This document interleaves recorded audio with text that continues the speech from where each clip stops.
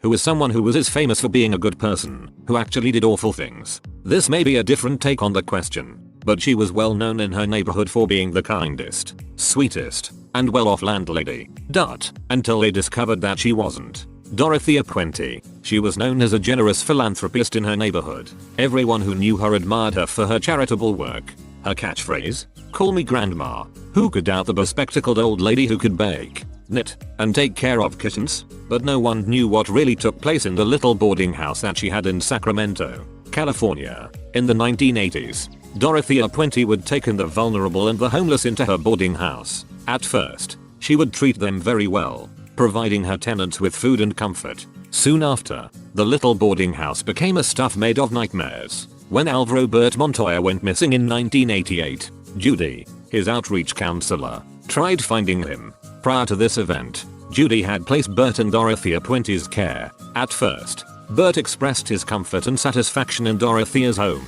Soon after, Judy was unable to contact Bert. When questioned, Dorothea would explain that he left with his brother for a holiday down in Mexico. This alarmed Judy, as Bert didn't speak to his family for years. Bert was also suffering from schizophrenia and was developmentally delayed. Then, a tenant named John Sharp from Dorothea's home told Judy that something was wrong, that Dorothea was digging holes in the backyard. Later, the police were involved. At first, they never doubted Dorothea Puente, the sweet old lady who provided care for the needy. But with permission and pressure from social services, the police dug Dorothea's backyard, only to discover the horrors. At first, they thought that they had dug up leather pieces that looked like beef jerky, but they soon turned out to be flesh. In total, Dorothea murdered 9 victims, 3 of whom she was convicted of. It turns out, Dorothea's past was not so squeaky clean as the image that she was portraying. She was convicted of forgery, murder, ran a brothel, and was charged and convicted of illegally cashing 34 state and federal checks that belonged to her tenants.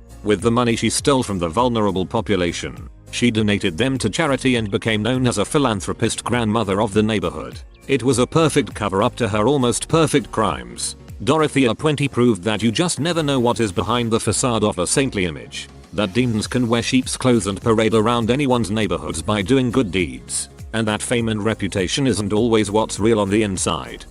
Jimmy Savile. Staying true to the question. He was literally worshipped during his lifetime. But only after his passing did people begin to realize what a fucking monster he was. Absolutely horrifying. People in high positions at the BBC and in the royal family knew exactly who he was but kept it quiet. Nurses at the hospitals he visited knew he was interfering with children as well but were kept quiet out of fear of losing their jobs. Savile was worshipped in the UK for decades, but if there is a hell he would be top of the queue. Jim Jones. In hindsight, he is now recognized as a villain, but he was genuinely praised by everyone when he was at his highest. Him and his wife were the first white couple to adopt a black child in Indiana. He preached racial tolerance for the anti-caps. He promoted communism. He opened the first church to openly invite blacks and whites, or at least one of the first churches. I don't really need to mention the villainy though, do I? I remember reading something one time about Gandhi being a bad person, so I curiously decided to look into it. Gandhi believed menstruation was a manifestation of the distortion of a woman's soul by her sexuality. When 2 of his female followers were harassed by men, he took it upon himself to cut their hair, while he was in his late 70s. To test his willpower to abstain from sexual desire, he slept naked with his grandniece when she was in her late teens. Following this experiment, he set up others. Boys and girls were meant to bathe and sleep together while remaining chastely. More women began to take part in Gandhi's experiments, sleeping with him while being forbidden to sleep with their own husbands. Letters reveal women participated in stripteases or other non-contact sexual activity. Many of Gandhi's explicit letters have been destroyed, but tantalizing remarks remain, such as, "Venus sleeping with me might be called an accident. All that can be said is that she slept close to me." One might assume, then, that getting into the spirit of the Gandhian experiment meant something more than just sleeping close to him.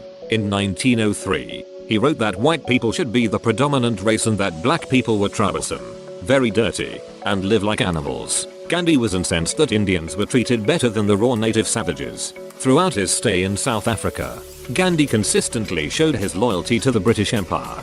The pre-Prime Minister of the Indian state Travancore once referred to him as a most dangerous, semi-repressed sex maniac. Gandhi married his wife Kasturba when she was only 14. and she was either 14 or 15 when she became pregnant with her first child, which wasn't out of the ordinary for the time. But if you read up on how much he actively talked about his sex active life in provocative detail, it's hard not to villainize him. When Gandhi decided to become chaste, he would often still engage in explicit sexual conversation, letters, and behavior. He was assassinated in 1948. Dr. Seuss cheated on his wife for 13 years, I think, with his mistress while his wife had cancer. And after his wife died, he married his mistress, and the first wife committed suicide. The Jared Subway fella, he encouraged people to lose weight while being the face of Subway. Meanwhile, he had a chash of chills porn and was trying to set up sex with children.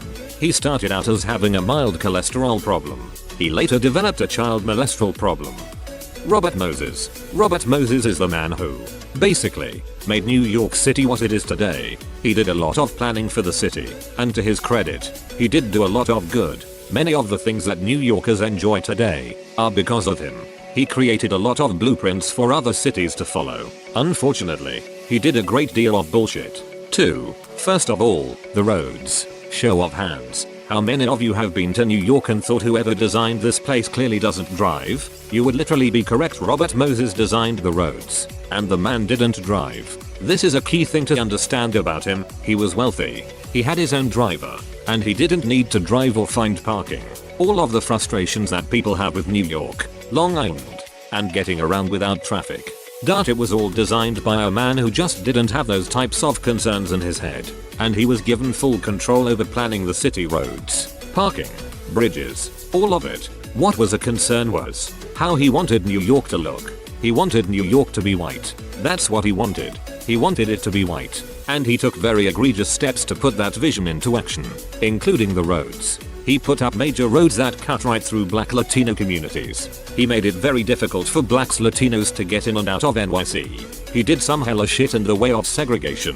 And while he has been known for many of the parks in New York, unfortunately, many of those parks used to be black and Latino communities. He basically bulldozed those communities to put up parks. We talk a lot about gentrification these days, but this man pretty much invented the concept, in that he put up parks in what he wanted to be the white areas. And by the way, he put up a lot of parks in those white areas. Park after park after park. The man was given so much credit for these parks, to this day. And don't get me wrong, many of them are wonderful and we enjoy them today. He was revered for his efforts in improving the city, and all of that, in the white areas. As for the black community, he put up one single park, and it was decorated with monkeys. If you drive on some of parkways between NYC and Long Island, you'll notice that the bridges overpasses are set very low. Low enough that cars and SUVs can get through, but not say, an 18-wheeler, or a school bus. This was intentional, and Robert Moses is doing. He didn't want things like city buses, aka